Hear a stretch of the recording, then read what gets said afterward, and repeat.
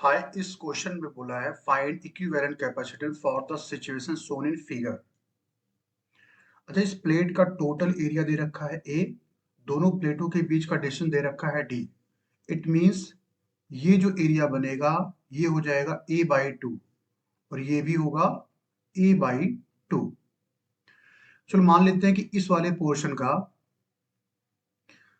जो कैपेसिटेंस है वो C1 है और इस वाले का C2 है और इस पोर्शन का C3 है।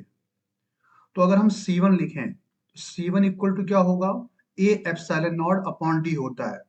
लेकिन ए की जगह पे क्या लिखोगे, ए बाई टू, क्योंकि एरिया है हाफ। इट मीन्स ये हो जाएगा A by two epsilon naught by D. अच्छा, डी क्या होगा, डी सिर्फ इतना डिस्टेंस हमें लेना पड़ेगा। इट मीन्स ये हो जाएगा डी बाई टू। यहाँ पे रखेंगे डी बाई टू, ये टू से टू कैंसिल हो जाएगा तो ये आ जाएगा ए एप्सिलॉन नॉट बाई डी। और हाँ, यहाँ पे इसका डायलेक्ट्रिक कांस्टेंट K1 दे रखा है तो हम K1 से भी क्या करेंगे, मल्टीप्लाई करेंगे, यानी यहाँ पे आ जाएगा K1।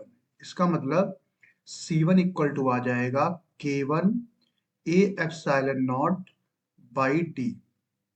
इसी तरीके से अगर हम C2 लिखें तो C2 इक्वल टू हो जाएगा K2 A epsilon naught by D, क्योंकि इसका भी एरिया ए बाई टू है, डिस्टेंस डी बाई टू है।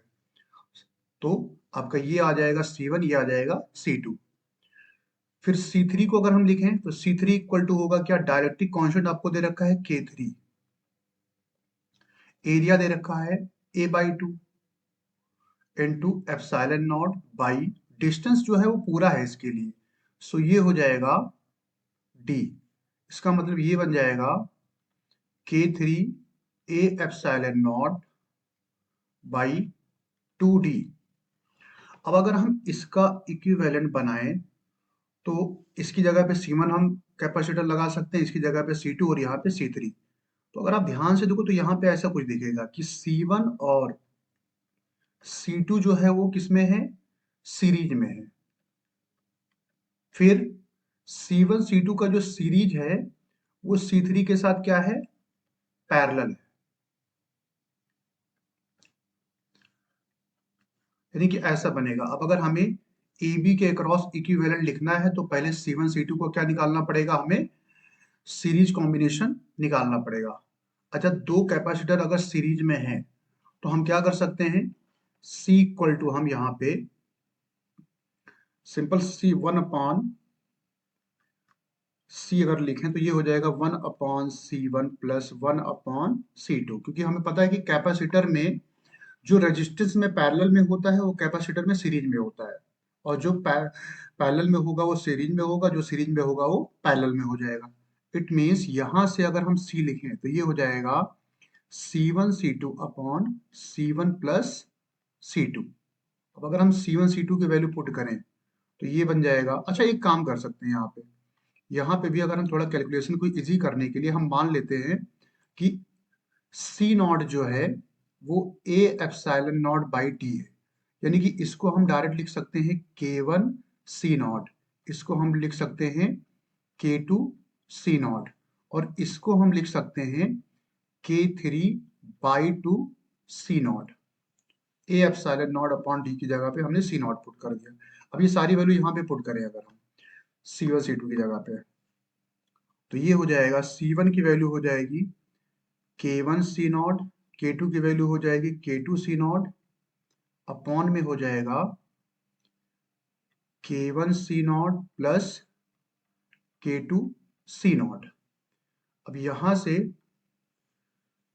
C नॉट अगर नीचे से कॉमन लोगे तो ये C नॉट एक C नॉट को कैंसिल कर देगा, यानी यहाँ से C इक्वल टू मिल जाएगा K1 K2 C not upon K1 plus K2, ये आपका वैल्यू मिल जाएगा। यानी ये हो जाएगा C1 और C2 का इक्विवेलेंट, इन दोनों का इक्विवेलेंट आ जाएगा। फिर हमें क्या करना पड़ेगा, ये जो वैल्यू आया है इसके साथ हमें पैरेलल कॉम्बिनेशन निकालना है। पैरेलल कॉम्बिनेशन अगर निकालना है इसका मतलब हमें क्या करना पड़ेगा, इसको ऐड करना पड़ेगा। यानी अब हमें क्या करना पड़ेगा कि अगर ए बी के क्रॉस हमें इक्विवेलेंट निकालना है तो सी ए बी इक्वल टू हो जाएगा सी प्लस सी थ्री। अच्छा, सी की वैल्यू क्या आई है? सी की वैल्यू जो आई है वो आया है K one K two C naught upon K one plus K two. ये हो जाएगा K one K two C naught upon K one plus K two, और ये आया था K three by two into C not.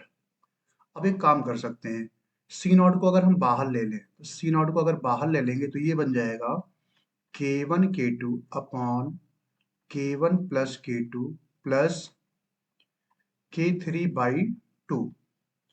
C naught को हमने माना था, इसकी वैल्यू हम पुट कर देते हैं तो ये हो जाएगा ए एप्सिलॉन नॉट बाई डी।